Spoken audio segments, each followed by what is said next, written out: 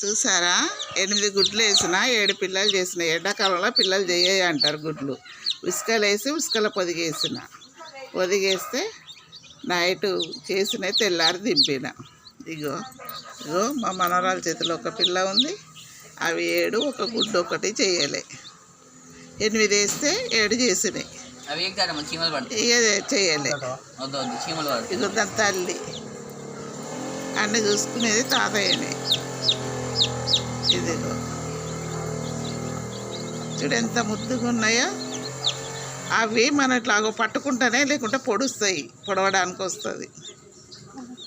అదిగో దాన్ని పట్టుకోబట్టుకుని అది ఏమంటాం లేదు. అదిగో చూసిండ్రా ఫ్రెండ్స్, పిల్లల్ని అన్నీ చూసుకునేది తాతయ్యని చూసుకుంటాడు.